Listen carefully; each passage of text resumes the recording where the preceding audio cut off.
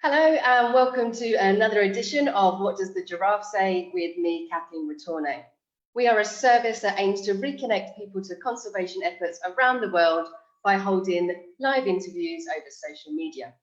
Today, I am very lucky to be joined by Maria, live from Ecuador, and she works for Vivarium de Quito, and we're going to be talking about all things snakes. So Maria, if I could just hand over to you, and if you could tell me a little bit about yourself and how you turned your passion for snakes into a career.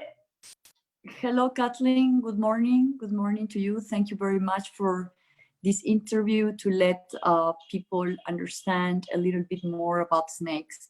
Well, I am a biologist, and I had the great opportunity since I was a child to be in touch with nature, going to rivers, going to the coastal region in Ecuador, and traveling with my parents.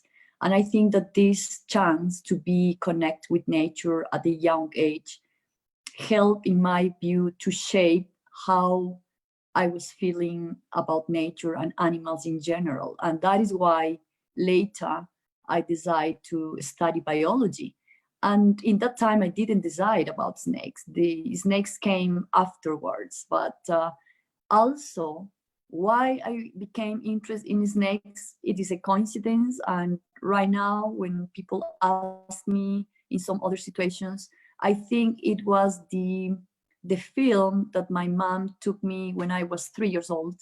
And I went to watch a film where in some part of the film, a great golden cobra came into the scene. And I was like, oh my God. And thinking about that image was in my mind for the rest of my life. And that is part why I decided to study biology. And by coincidence, many months after I was studying in the second year, I had the opportunity to volunteer at the museum, where my main duties were to check the alcohol and the state of the animals preserved, and I was working with snakes. So as you can see, every single thing works and match in the moment when is the right time to match, and that is why. Okay, and conservation in general, but I imagine particularly snakes, is very male dominated. Have you found this a challenge? How do you change preconceived perceptions? And what advice would you give to other women who want to follow in your footsteps? Well, when I was starting to study biology, to be honest, we were not too many students, male students. We were like half. But in my area, in my profession, there were no women at all. So to be honest, in that time, I didn't concentrate in find out that was a male dominant area. To be honest, I was concentrate on learning and find out how to learn. And in fact, my professor, my mentor, and that after was my boss, he is a male, and he showed me all of the helped me to create my professional life. So rather than think about male dominant role, and yes, in many opportunities, people ask me why I become someone dedicated to study snakes rather than take care of children or old people, I just answer, well, it's just challenges in life. In my particular case, I had the great opportunity to learn from the correct people. And yes, right now, I think that one of my advice for women, because yes, indeed, there is a lot of disadvantages for women in our profession, always was, but more now, is just to speak up, be strong, and just follow your dreams.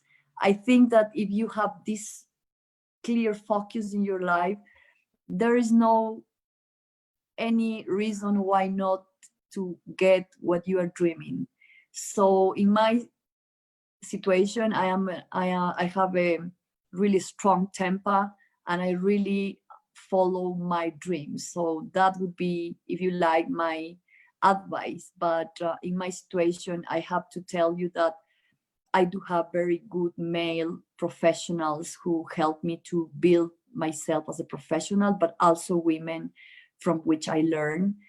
And I think that is a good thing. No finding male role as a battle to go, but a good opportunity to learn, and people from which you can learn a lot, even if they are male or women. But I have to tell you that I've been lucky in a way that I was going step by step in my career to be able to get my dreams. I think as well that for the younger generation, the more times they see people like yourself doing these sort of roles, it kind of then installs the idea in them that they can do it too. Oh yeah, definitely. I mean, in terms of capabilities, we are equals, and never ever we need to not consider that. So we are completely 100% able to do things, even if we are young, we are mothers, or that sometimes living in some countries, opportunities seem to be less chances. Well, these are just challenges in life that we need to get on board and just do it. It's going to be a little bit more difficult, but at the end it's going to be a sensation of, I mean, is no money that can pay that. I just feel that. Excellent. And can you tell us a little bit more about your organization, what actually it is that you're doing with the snakes? And also, how typically do the snakes end up coming to you? Is there big problems with human-wildlife conflicts, the illegal wildlife trade? Okay, so first of all, I am the executive director of an Ecuadorian NGO. This NGO was created 30 years ago in 1989, and it was created to dedicate the study and conservation, in particular of reptiles and amphibians. In that time, not many people from the field of biology, from the field of ecology, were interested in the study of reptiles, even though Ecuador is one of the most diverse countries in that area. However, that was a shame. And because of that, the guy who creates the organization, who is a French guy, he came to Ecuador and said, no, I would like to create an organization dedicated to the study of reptiles and amphibians. In that time, I just went there and started as a volunteer, and I was just amazed of the work done by this organization, which is mainly Kathleen focused on the education for children in schools, and also education that we can go and travel all over Ecuador to keep in touch communities that are in high risk of snake bites, and just understand what are the needs that they are dealing day by day to be able to start conservation programs. And part of that means that Ecuador has a high snake-human conflict.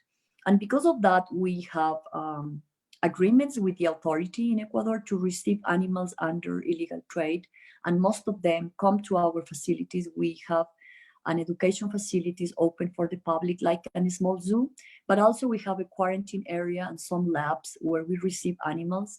And by law, the authority confiscate the animals and they give the animals to us, and we need to keep the animals until they are full recovered, which is sometimes they never ever recover, and they can be in captivity for the rest of their lives. However, while we are working with these rescue animals, we are at the same time carrying out educational programs to encourage new generations to avoid buying snakes as pets, because in Ecuador, if you have and if you like reptile as a pet, automatically that means that someone is going to bring the animal from wild cuts. So we are trying to educate people about that, educating about the fact that Ecuador is a diverse country and we need to respect, we need to learn the diversity about our country. If we decide to go to travel to some areas with high incidence of snakes, we need to learn which species are distributed in some areas.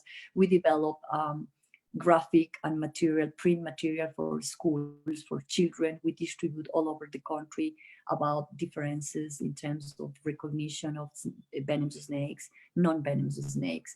So that we find that we are providing tools for people to be able to understand what's going on about snakes, because people just follow some myths, some beliefs about snakes, but they don't really understand the role of snakes in nature, which is still really difficult. Imagine that in some cases we approach communities where there are relatives or people that suffer accidents, and of course there is a negative attitude. So that is why we need to work to put our energy and try to understand those communities about what's going on if a population of snakes are just shrinking because the ecosystem is also in some kinds of situations. The clearing of natural areas is also a big issue in Ecuador. So we are a country that snake impact is high. Snake human impact is going to be in the following years very high incidence of snake bites probably, and we need to create resilient communities to face that issues. But we are working not alone. We have a lot of agreements with local, for example, we work in connection with the Ministry of Environment, the Ministry of Health, to be able to connect health solutions and provide health services to those communities as well, because that is the first part where snake conflict became a problem for communities. Sure. And you touched on it a little bit with the illegal wildlife trade. Are snakes a part of this? Is it a common thing for people to be taking these snakes for the wild to go into the pet trade or the food trade? So you need to consider that probably the most diverse countries in the world are, in contrast of this, have the biggest issues around wildlife, because as a undeveloped country, sometimes the economical situation or the conservation or biodiversity issues are always attached to poverty issues as well. So if we connect poverty is equal to say why people get animals from wild to trade, is because they need a way to survive. It doesn't mean that I am trying to find out an argument for them to defend these people, but that is the main issue here: the poverty and how people need better chances to get their economy in a better situation, and that is one of the problems here. So around the illegal trade, of course, there are many families behind.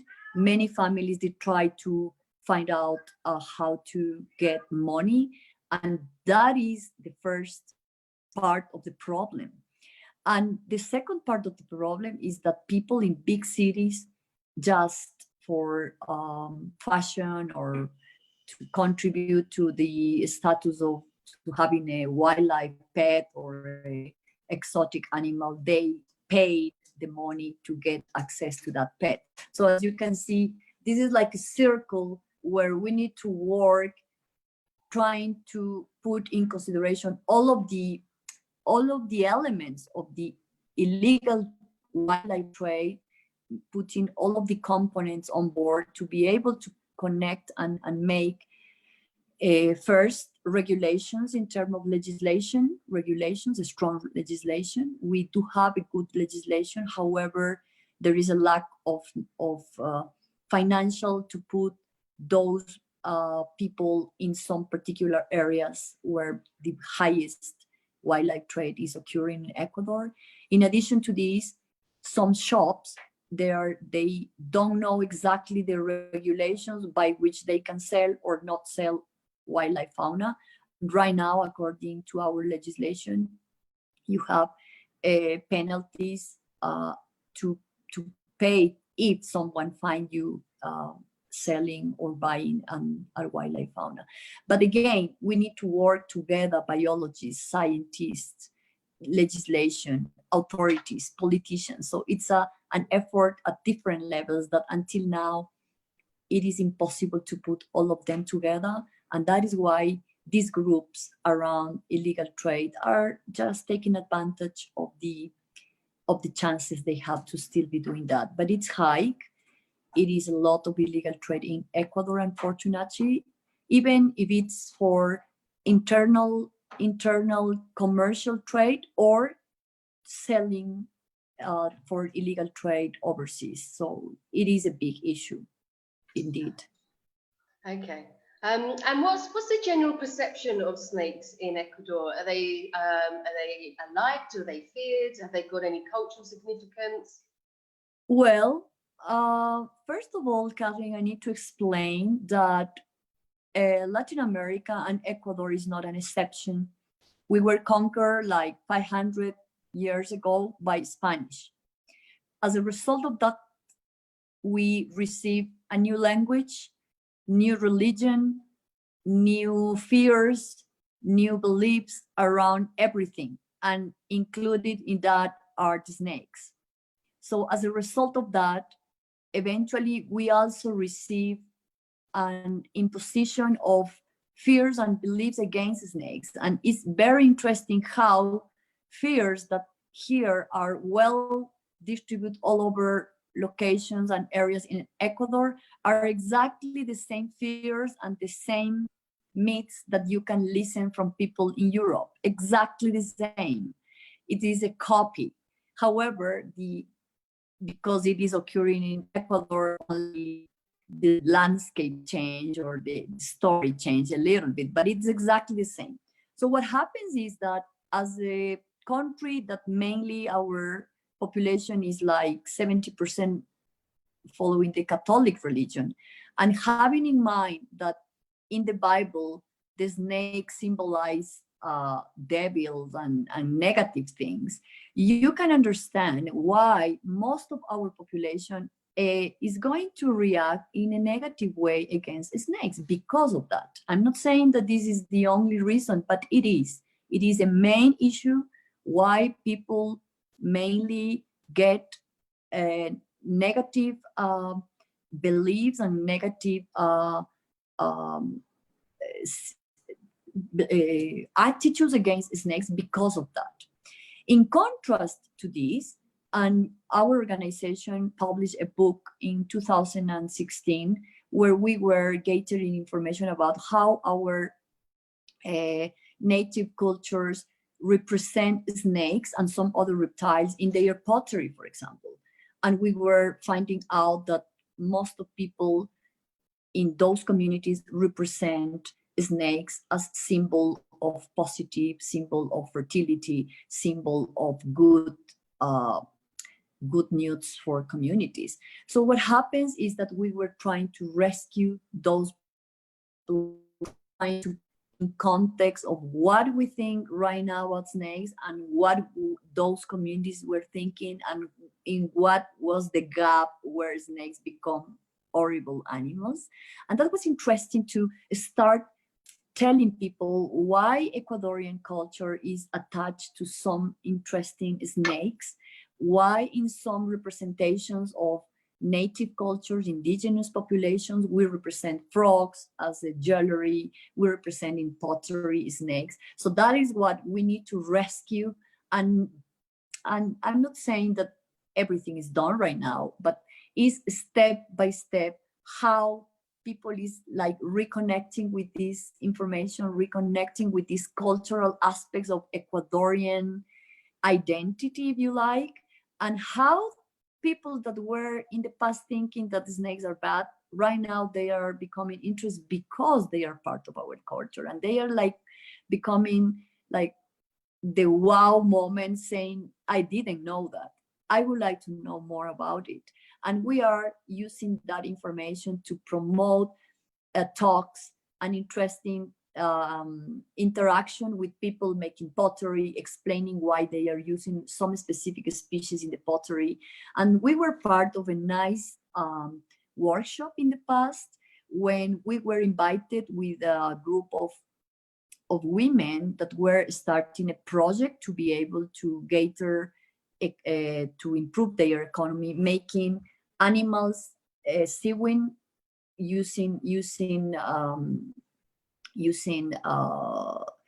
and to make animals from Ecuador very common, like condor, like a spectacle bird. And we were invited to see how these women were already a group of organized women trying to make their lives selling these as a souvenirs. And for me, it was really interesting to see that there were 0 snakes in the animals. They were lizards, they were bears, they were birds, they were mammals, but no snakes. And as soon as I get in touch with that woman, I say, look, you can have animals from snakes represented in your souvenirs. Why not? And they were like, okay, let's try. And they were asking us, biologists, how to put the colors together, what to put the characteristics of some snakes. And they were making amazing souvenirs. And we are buying some of them and selling those snakes at our shop in the Vivarium. So how this is working to let them people understand that from snakes, you can also have economical benefits. That is also another interesting way. How can we start conserving snakes? Of course, it's not easy. We need to work a lot and many years ahead us, but something we can start right now. I love that. That's such a fascinating answer. There's so many different levels to it, and it's so great to see that people are actually making a living out of supporting them snakes. So you touched on a few challenges throughout the conversation, but what kind of challenges are you facing regularly in your role, and then how do you combat these? Wow, the biggest challenge, Kathleen, to be honest, is I have very good colleagues working in the field of conservation, and I'm not saying they have their job easy in a way that they are working with mammals or birds. Of course not. It's always difficult. However, the fact that you have a nice animal with a nice appeal for women and for women, men, and donors makes a little bit easier your path if you are trying to conserve not nice animals like venomous snakes. That is my big challenge. That is for me the way by which I need to be more creative, working with my team, being more we put the energy every single day in our things. We need to work every day to get the money come to our budget and finance our projects. It's not that we have the easy thing, especially always, and especially now when things around the world are just, it's a worldwide economical issue everywhere, and especially now. However, we don't give up. We still go focus on what we like. We still develop our educational program. Right now we are developing the educational program online, talking and making always emphasize on snakes, because we work on reptiles, but we make a strong effort on snakes in particular, and always trying to find out ways to be creative and convince to donors to receive and be able to finance our projects. That's the big challenge always.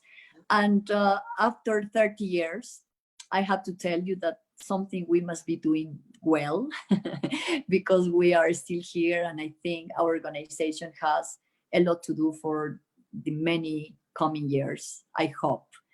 It's not easy again, but in my view, if you put a focus and you like to go there, is going to let you deal with any difficulty in the path. Sure. Yeah, towards it's a lot that. of hard work and a lot of. Oh yeah, but it's challenging. That is what I like the most. It's challenging. We never ever give up, and probably that is the trick of this, I guess. I agree. Yeah, you have to be passionate and you have to be driven. What would you say on the flip side of that? Do you have a moment where you have like a bit of a defining moment that solidifies why you do this job? Well, yes. for me, the chance, Kathleen, that I have to, oh, sorry. It's okay. It was a little interruption. For me, the chance, like gold in your hands, to shift the mind of people, change attitudes.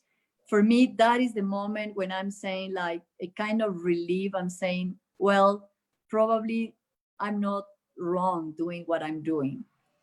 Is when children look at me and they said, I would like to become a biologist, or I would like to be a veterinarian, and that's it. And years later, it was a very wow moment when I was attending a course in Ecuador. It was a conservation congress where many different people, different backgrounds, mastosologists, ornithologists, herpetologists, ecologists came together to talk about different aspects of conservation in Ecuador.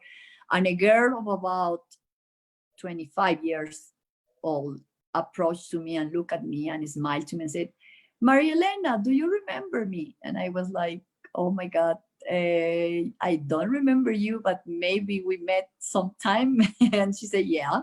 When I was 7, I went to the Vivarium and you accepted me as a volunteer and you helped me to change the fears against snakes. And I became a biologist. And I was like, oh my God, these are the moments when I'm saying something I'm doing right. That's That an is incredible story. I love that. Yeah. Yeah. Okay, so I've only got one more question left. So if the people back home, if you want to ask a question, please pop it down in the comments and I'll have a look and put it towards Maria. If you're watching this a bit later and you're not watching the live, then also do still put a question towards us, and someone will get back to you and respond to you. So my question to you, Maria, is you are dealing with a lot of different kinds of snakes. Some of them are venomous. Have you ever had any hair-raising moments? Oh my God. Well, I learned that I never ever need to cross the border between what I know and what I think I know about snakes. When you cross that barrier, an accident is going to wait for you. So I ever try to manage my days respecting what I'm doing and assuming that I don't know anything and I need to start from scratch. Following that, in my profession, I just had one accident because it's part of my profession, but I always respect the animal and never ever assume that I have already 30 years of background in my career, and the animal never ever is going to understand that I am taking care of the animal. The animal is always going to look at me as a threat. So respecting that, I think I never ever put myself in uncomfortable situations, learning all of my techniques and doing what I am doing with respect and knowing what I'm doing, I think is one of the key to avoid any bad situation that can cause me probably bad accident or something like that. Yeah, I think as soon as you get complacent, that's when the trouble starts. I've got a question from back home, and they're asking what kind of snakes do you actually have in Ecuador, and which are the ones that you're finding are the ones getting to be like the biggest problem where it comes to coming into your organization? Okay, Ecuador has 300 different species of snakes. We have 10% of the world snakes. And in our facilities, we have all of representatives of colubrids, we have vipers, we have coral snakes, boas, which are the groups well represented all over the world. So we are a rich country in terms of snakes, and mainly we focus on every single endemic species or find just in Ecuador. However, in some other species that have a wide range of distribution, we also work with these groups, but mainly our efforts are towards viper snakes, which are one of the groups which we have high diversity in Ecuador, and probably is the group that cause responsible of probably 80% of snake bite accidents in Ecuador. And that is why we need to focus on them, because we understand that they are responsible or are causing human deaths or human impact. So that is why we do concentrate on vipers like fer-de-lance, bushmaster, eyelash vipers, palm tree vipers, and all the group of vipers that it's huge. And what's the most dangerous one that you have there? Okay, in terms of dangerous, well, we have coral ones and we have the viper ones. The venom affects two different levels your body. The coral ones affect your nervous system, and the vipers, the venom affects your blood system.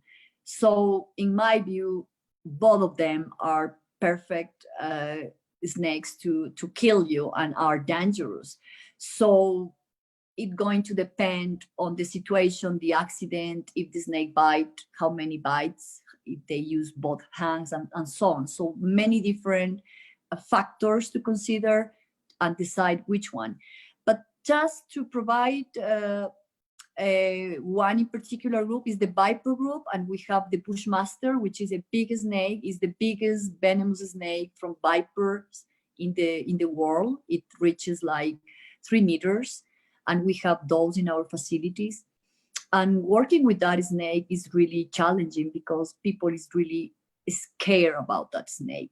And in contrast to this is a very shy animal, not very aggressive. So we need to start understanding their behavior, and that is also a key to approach to educate people about that. Yeah, I think that's what people have these misconceived perceptions, and actually snakes aren't out to get humans. They'd rather, most of the time, stay far away. Exactly. And it's only when they're threatened, then that's when the issues come. And the fact that we're encroaching on more and more of their habitat, then that it's going to be, they're coming more into our lives as well.